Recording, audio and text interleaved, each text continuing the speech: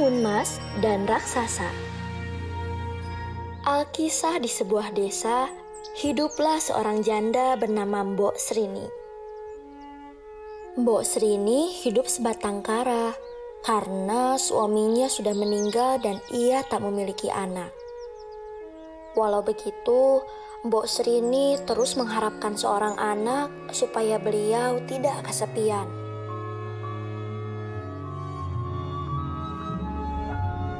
Pada suatu ketika, Mbok Srini bermimpi didatangi oleh sesosok raksasa di hutan.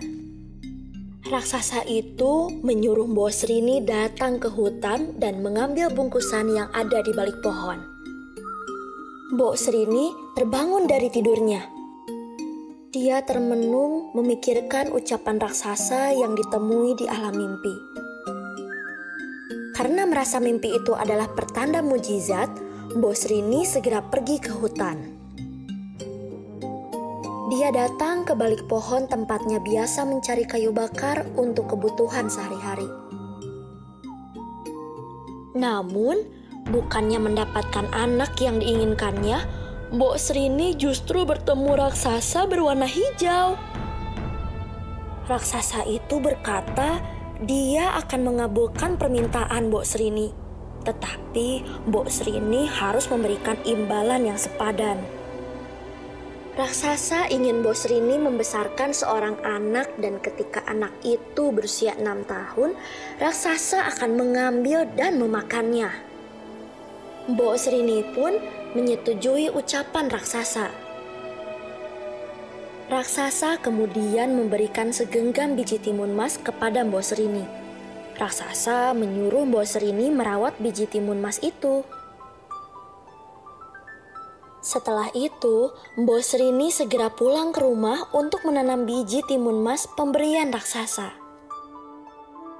Sejak saat itu, Mbok Srini selalu rajin menyirami dan merawat tanaman timun mas. Biji timun mas itu mulai berubah menjadi pohon yang lebat hingga menghasilkan buah timun yang besar. Karena merasa timunnya sudah tumbuh, Mbok Srini segera membuka timun mas yang paling besar.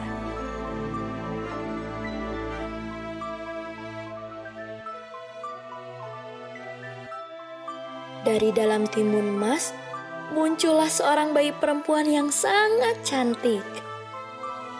Karena anak itu berasal dari timun, Mbok Srini pun memberinya nama Timun Mas.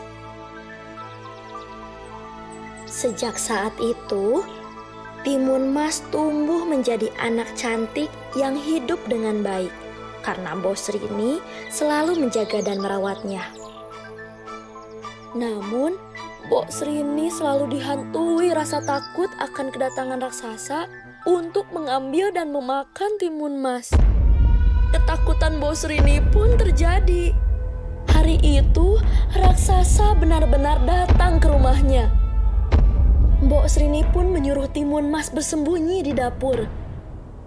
Setelah memastikan timun mas bersembunyi di tempat aman, Mbok Srini pun menghampiri raksasa. Benar saja, sang raksasa menyuruh Mbok Srini menyerahkan timun mas. Tetapi dengan cerdik Mbok Srini justru berkata, jika timun mas masih terlalu kurus dan tidak enak dimakan. Mbok Srini juga menyarankan agar raksasa menunggu 2 tahun lagi. Raksasa pun mengiyakan ucapan Mbok Srini dan berkata dia akan datang 2 tahun lagi. Setelah kepergian raksasa, Mbok Srini terus berdoa kepada Tuhan supaya membantunya mencari jalan keluar. Doa Mbok Srini pun terkabul. Melalui mimpinya, dia bertemu dengan seorang pertapa di gunung. Mbok Srini segera menyuruh Timun Mas mencari pertapa yang ada di mimpinya itu. Timun Mas segera mencari pertapa. Setelah berhari-hari pergi, benar saja pertapa yang Timun Mas cari ada di sana. Pertapa segera memberikan 4 bungkusan kepada Timun Mas. Pertapa menyuruh Timun Mas berlari ketika raksasa datang ke rumahnya. Dan Timun Mas harus melemparkan bungkusannya secara bertahap. Tidak terasa, 2 tahun sudah berlalu begitu saja. Raksasa kembali datang ke rumah Mbok Srini untuk meminta Timun Mas. Raksasa sudah kehabisan kesabaran dan dia memaksa Mbok Srini menyerahkan Timun Mas.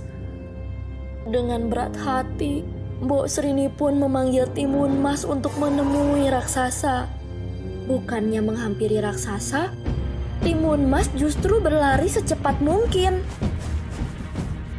Timun Mas segera melemparkan satu bungkusan pertama yang ternyata berisi biji timun. Ketika biji itu dilemparkan ke arah raksasa, seketika muncul ladang timun yang sangat banyak, sehingga raksasa kesulitan bergerak. Namun, raksasa tetap mampu melepaskan diri dari sana dan kembali mengejar Timun Mas. Timun Mas segera melemparkan bungkusan kedua yang ternyata berisi jarum. Jarum yang dilemparkan oleh Timun Mas seketika berubah menjadi pohon-pohon pinus yang melukai kaki raksasa.